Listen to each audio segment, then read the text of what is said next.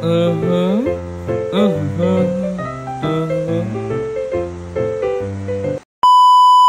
Hello mga kasadya, ay mga naanapunta sa Road 955 diri sa Tambubuan, Claveria, Misamis Oriental. Timing kayo ang panahon kay gaulan-ulan gyud siya gamay mga ug sa makita ninyo mga ang ilang lugar is full of nature gyud kaayo no. Kung gusto mo peaceful, gusto pud ka makalimot sa imong mga utang, murag mao na gyud ni ang tambal mga ug syempre di gyud pud ni mawala kung mga kauban no. Kay syempre sila ra ba mobayad sa mga order. Ug murag sabay gyud kaayo ang panahon mga kay murag nagsugod na gyud ni ulan. Pero wa na mahimo kay kinsar baya pud ta.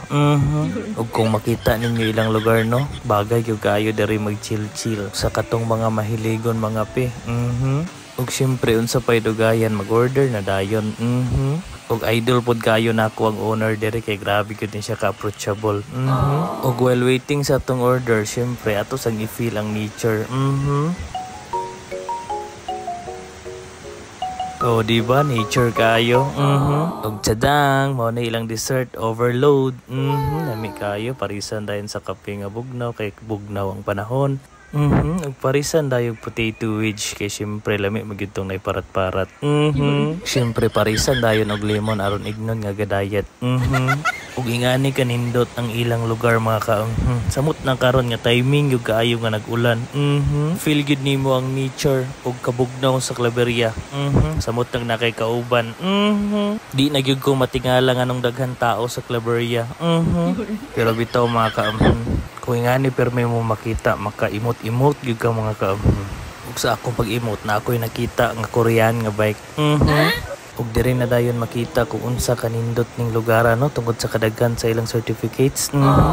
Ug sa iyang mga collection ug wala pug ko kapangutana kung baligya ba ni niya. Naapo diri ang klase-klaseng mug no. Ug duda pod nako kada isa ani na story. Ug syempre isa pud ni sa nakanindot aning lugar. Ug maginahinay lang gyud taglihok para di ta makabuwak. Kay buwak na daan. Ug sa kaning mga sanina ug bags dire siguro baligya siguro ni niya pod. Ug diri ra day makita ang baso. Thank you. Thank you. Bye-bye.